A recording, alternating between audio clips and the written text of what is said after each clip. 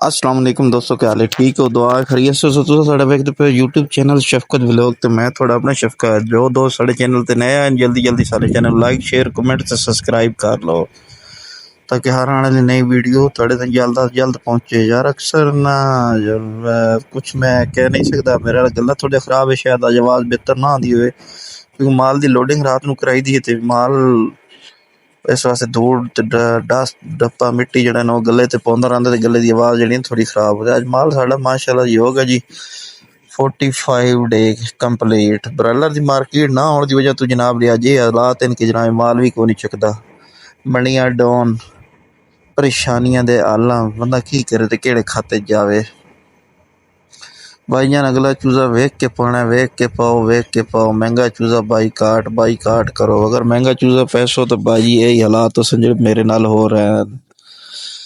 अगू बीमारियां they attack भी ज़्यादा हैं, फीडां भी अच्छियां नहीं खास आ रही, गुजारा चल रहा है। लेकिन ये चलो फार्मिंग ही करनी है, कदी नफा कदी नुकसान फिर चलते ही रहते हैं। तो पोल्ट्री के सब तो पहले ये चीज़ है कि बंदा ही दलेर काम पोल्ट्री कर सकता है, दरम्याना बंदा पोल्ट्री काम नहीं कर सकता। चंगा दलेर बंदा हो जो पोल्ट्री काम कर सकता है।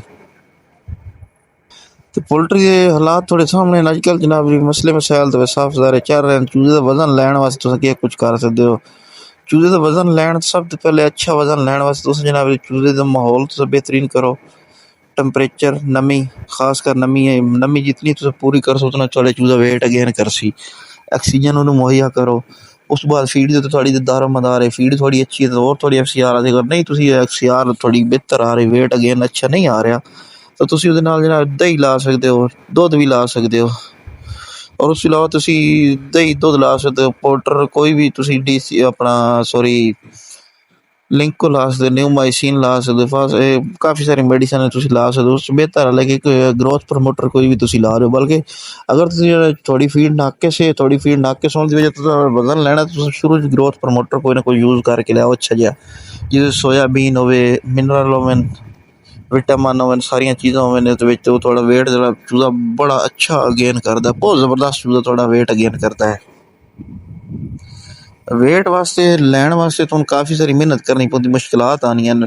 ते फीडां जेहड़ियां मकई तुस पा सकदे हो, एक्स्ट्रा चावल दा नक्कू तुसी पा सकदे हो, मार्केट दे विच दस्तयाब है। सारियां चीज़ां मार्केट च दस्तयाब है, जितना गुड़ उतना मिठा, जितना वजन तुसी लैना चाहो उतना तुसी लै सकदे हो।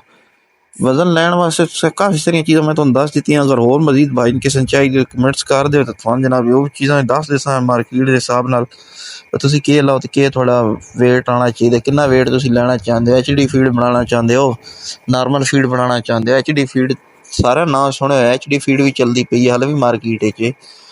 ते बाकी होर किसी भाई तो कोई भी सवाल हो, बेहतर है थोड़ी मैनेजमेंट अच्छी हो, थोड़ा चूज़ा अच्छा पाल जाए, थोड़ी ग्रोथ हो जाती है।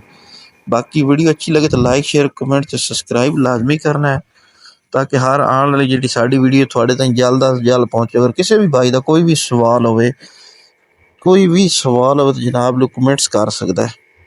साढ़ा बायो दे विच WhatsApp नंबर मौजूद है, बायो ते टिकटॉक ते फेसबुक ते किसी ते भी साना रबता कर कमेंट्स कर सकते, थोड़ा इंशाल्लाह सवाल का जवाब दे देते।